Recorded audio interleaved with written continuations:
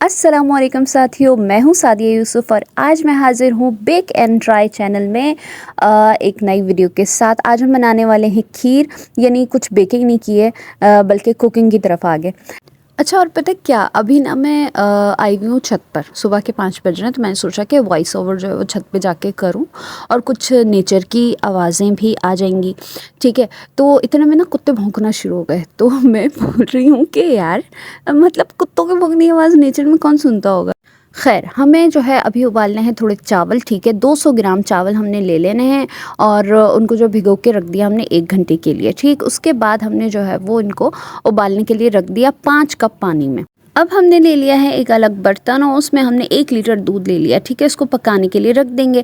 अब यहाँ पे इस पॉइंट पे आपकी मर्ज़ी होती है कि आपने इसको कितना पकाना है। लोग घंटों तक भी पकाते हैं ताकि वो एवापोरेटेड मिल्क बन जाए और उसका जायका आए खीर के अंदर। ठीक है, दूसरा तरीका ये होता है कि आप बस इतना गर्म करो दूध को कि पहला उबाल आ जाए और उसके बाद जो है वो चावल मिला दिए जाते हैं, मतलब जो पीस के आपने बैटर बना के रखा हुआ है।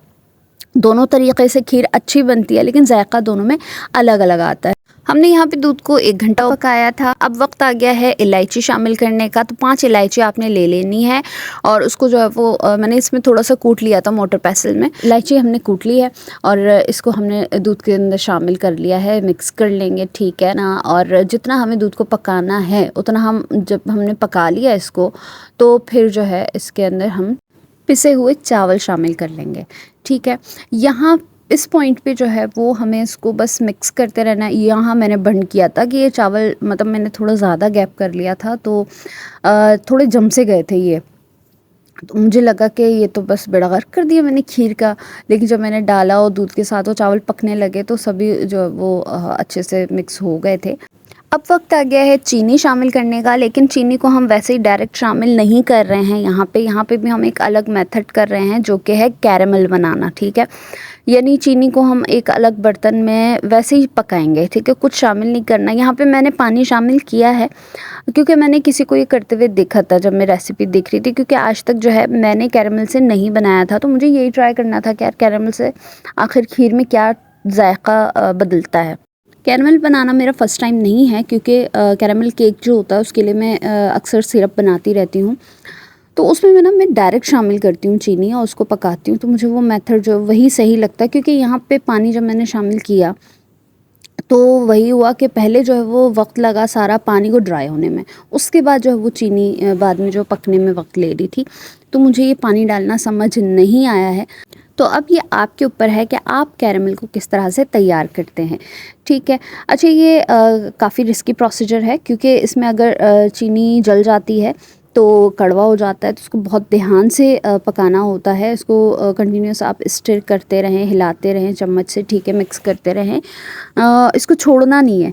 सही, तो अब यहाँ पे जो है वो आपको किन किन चीज़ों का सामना करना पड़ सकता है, सब कुछ पूरा सारे जो ये स्टेप है मैंने कुछ भी क्लिप कट नहीं की है, तो ये किस तरह से बनेगा, क्या क्या चेंजेस आएंगे, ये सब आप इसके अंदर देख सकते हैं।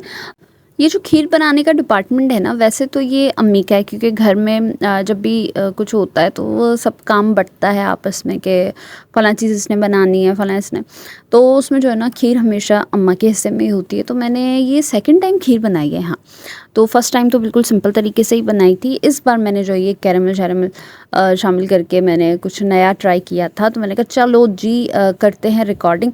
करना पता है क्या था, मुझे जो है वो पूरी बनानी थी, खीर और इसके साथ साथ चने, ये तीनों। अभी भी मेरे मुंह में पानी आ रहा है जब मैं ये बोल रही हूँ। बहुत मज़े से हमने खाया है, ये एकदम ही कंप्लीट पैकेज है ये। और अभी के अभी मोहल्ले के सारे मुर्गों ने मिलके सोचा है कि चलो मुकाबला करते हैं कि सबसे ऊंची आवाज़ किसकी है, और कुकड़ू को ने दिमाग ख़राब किया हुआ है। मैं जैसे बोलने लगती हूँ कोई ना कोई मुर्गा इधर से अजान देना शुरू कर देता है यार। खैर, ये तो इनका काम है, क्या कर सकते हैं। अच्छा जी, तो अब हम आगे चलते हैं और ये देखें कि चीनी पक रही है, सही है, और चीनी पिघलना शुरू हो गई। यहाँ पे रंग बदल रहा है इसका, सही है ना। ये उस वक्त होता है कि जब चीनी पिघलना शुरू कर देती है और यहाँ पे अब वो कैरेमल बनना शुरू हो जाएगी। ठीक है, तो अब जब तक ये सारी चीनी जो है पिघल नहीं जाती और कैरेमल बन जाएगी, इसमें जो है ब्राउन रंग आ जाएगा पूरे में, तब तक हमें पकाना होता है। और यहाँ पे एक भंड ये हुआ कि मेरे मोबाइल ने रिकॉर्डिंग करना बंद कर दी थी स्टोरेज फुल होने की वजह वजह से, और ये बात मुझे नहीं पता चली है। तो ये है कि अगर आप चाहते हैं तो आप कमेंट कर दीजिएगा कि मैं कैरमल को एक बार फिर से बनाना जो है इसमें बता दूँ, ठीक है, सिखा दूँ। तो जो है मैं अलग से इसके लिए वीडियो बना दूँगी। फ़िलहाल मैं आपको इतना बता देती हूँ कि चीनी को इतना पकाना है कि ब्राउन रंग आ जाए, ठीक है, सारी चीनी पिघल जाए। हमने उस पॉइंट पे जो इसमें पानी मिला देना है फ़ौरन से, ठीक है। आधे गिलास से भी थोड़ा कम होना चाहिए, इतना पानी आप उसमें शामिल कर देंगे। उस पानी में जो है जितना भी कैरेमल बना होगा ना, वो सारा जो है वो शुरू में तो फ़ौरन जैसे पानी डालेंगे वो एकदम सख्त हो जाएगा, और उसके बाद जो है वो वही पूरा जो है वो हल हो जाएगा और पानी के साथ, और अच्छे से जो है जिस तरह से इस वीडियो में दिख रहा था ना वैसे ही सिरप बन जाएगा। जब ऐसा सिरप तैयार हो जाए तो हमने जो है वो अपनी खीर के साथ वो सिरप शामिल कर लेना है, और इसको अच्छे से खीर को मिक्स कर देंगे, ठीक है, और मज़ीद उसको पकने के लिए छोड़ देंगे चूल्हे पे, और जब तक ये गाढ़ी ना हो जाए, मतलब जितनी गाढ़ी हमें चाहिए। और हाँ, वो जायका भी पूरा जो है इसकी नस नस में बस जाएगा कैरेमल का, ठीक है ना। तो इसलिए आपने इसको जो है मज़ीद वक्त देना है पकने के लिए। तो जी ये देखिए, ये गाढ़ी भी हो चुकी है अब खीर, और इस पॉइंट पे जो है वो आप इसको चेक भी कर सकते हैं कि ये इसके अंदर जो पूरी तरह से जायका आया है कि नहीं। अगर खीर तैयार हो ही गई है तो हम जो है वो अच्छा सा बाउल उठा लेंगे, ठीक है, जिसमें ये खीर को गार्निश करना अच्छा भी लगे। और इसमें हमने जो है वो सारी खीर उंडेल दी, थोड़ी मैंने बचा भी ली थी सबको जल्द से जल्द चखाने के चक्कर में। और जो है गार्निशिंग के लिए मेरे पास जो है ये बादाम मुझे मिल गए थे कैबिनेट से, तो यही बादाम मैंने जो है वो निकाले, इसी थैली में मुझे मिले थे। तो मैंने क्या करना है कि भाई इसको इसी में जो है वो कूट देंगे हम, क्योंकि भाई मज़े की बात यह है कि मेरा ज़मीर इस बात को बिल्कुल गवारा नहीं करता है कि मैं इस बुढ़ापे के इस दर्जे पे पहुंच जाऊं कि मैं इन बादाम के बैठ के स्लाइसेस बनाऊं। सो हमारा काम तो ये कुटकुटा के हो जाएगा, जो कि हमने कर लिया है। अब हम खीर को ले आएंगे फ्रेम के अंदर और कर देंगे इसको गार्निश बहुत ही खूबसूरत सा। और अब हमने जो है वो इसको ठंडा करने के लिए फ़्रिज में रख देना है, लेकिन अब थोड़ी गर्म है तो फ़िलहाल मैंने बाहर ही छोड़ना है इसको। उसके बाद हम रखेंगे फ्रिज में, ठीक है, ताकि फ़्रिज पे भी तो ज़्यादा लोड ना पड़े ना।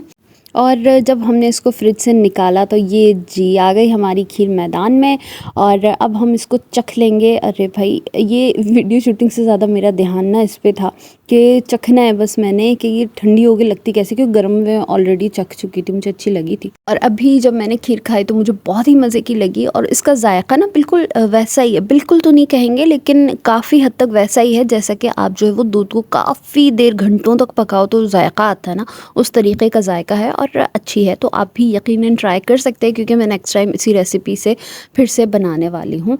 अब हम बढ़ रहे हैं अपनी वीडियो के अख्तिताम की तरफ। अगर आपको वीडियो अच्छी लगी हो, जो कि थोड़ी तो लगी होगी यार, ठीक है ना, तो आपने करना ही है कि लाइक का बटन दबा देना है और कमेंट कर दें, ठीक है, नाइस करके भी कमेंट कर दें तो चलेगा, और सब्सक्राइब कर दें ताकि मेरी हर आने वाली वीडियो आप तक पहुंच जाए। बेल आइकॉन दबा दें, ठीक है ना। इतने सारे काम बता दिए, आप बोलेंगे। चलिए जी, तो वीडियो देखने के लिए बहुत बहुत शुक्रिया। ख्याल रखिएगा, दुआ में याद रखिएगा, अपनों का ख्याल रखिएगा।